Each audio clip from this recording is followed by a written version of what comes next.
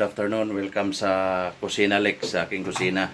Ang gagawin ko ngayon ay magpapasingaw ako ng mud crab, sea crab, tsaka yung shrimp. So bago ang lahat, bago ko sa inyo ipapakita, maraming salamat sa mga nag-view ng aking channel, mga videos ko, at sa mga nag-subscribe. So sa mga hindi pa nag-subscribe, please tulungan niyo yung channel ko, mag-subscribe kayo kung mag-watch kayo ng video ko. Dahil gumagapang pa lang yung channel natin mga sano. So, ipapakita ko sa inyo kung ano yung mga papasingawan ko. Yan mga sano. Grabe. Ayan. Yung mud crab ko. Tapos, 3 piraso yan. Bali, 1.5 lahat yan. 1.9. Almost 2 kilos yan 3 mga sano. At saka may ano din ako. Pinapalamig ko. Ayan, may ilang piraso din tayong alimasag. Ayan. Pasingawan natin yan sabay ng crab. At saka i-separate natin yung shrimp. Ito yung shrimp para 1 kilo. So, pasisingawan natin ng i-separate natin yan mga sano kasi may allergic. Ganun. So, stay tuned. So, ayan mga sano. Halos di magkasya mga sano. Meron pa tayong mga dito. Meron pa tayong alimasag. Ayan. Halos di na naman magkasya mga sano. Papasingaw tayo. Ay, it's a good thing. Kakasya to. Ayan. Papasingawan natin mga sano.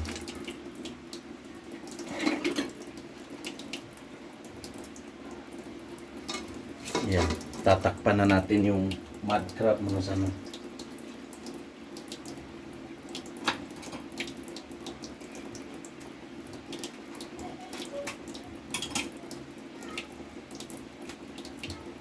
The last but not the least.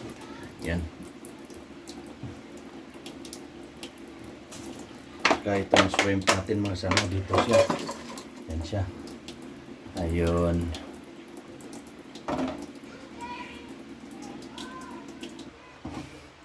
Lalagay muna tayo ng asin mga sano. Yan. Saka dito.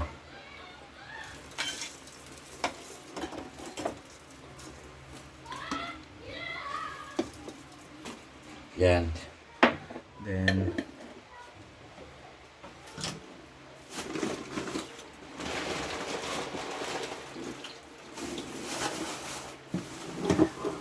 onions, red onions. Hindi masyadong marami mga sano. Saka garlic. Yan. Garlic. Saka maglagay din tayo dito sa ating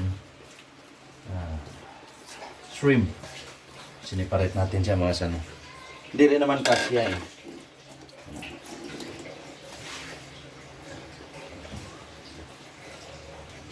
At saka ito na yung Sprite. Yan mga sano. Pwede na nating apuyan mga sano. Yan. Dapat mag-scatter din. Yan.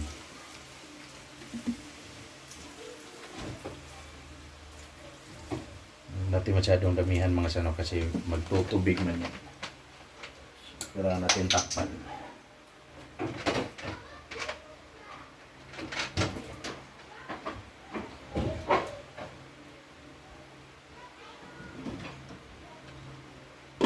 Yan, takpan natin yan sano. Yun.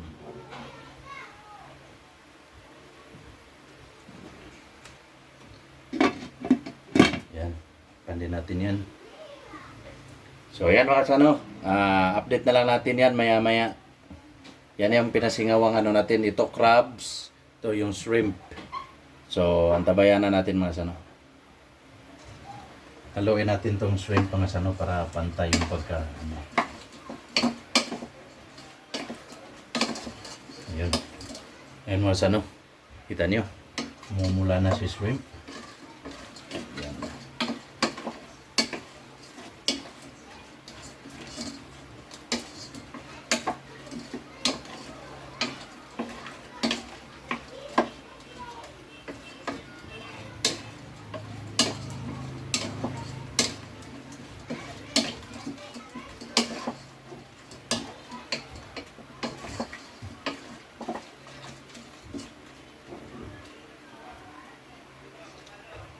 Mm. Good.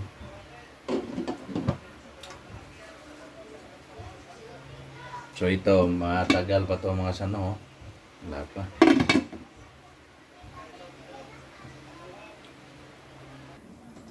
So tama na tong shrimp mga sano para hindi ma-overcook. Ayun. Usok. Usok. So hanguhin na natin yan mga sano.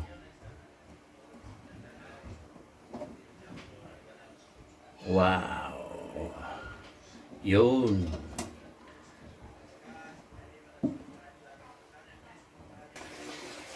Unti-unti na siyang namumula mga sano. Takpan lang natin.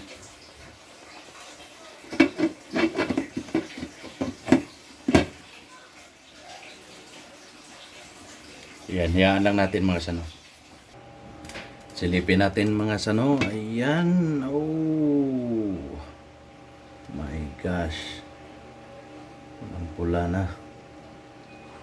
Wow! Pwede na yan mga sano. Pahingahin natin.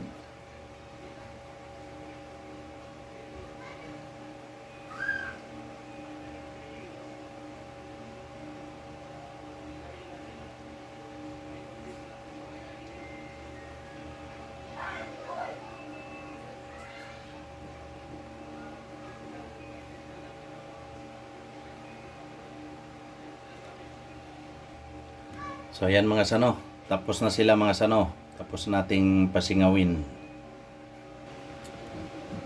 So since natapos na tayo dito mga sano, gagawa na naman tayo ng sauce na pang sausawan ito.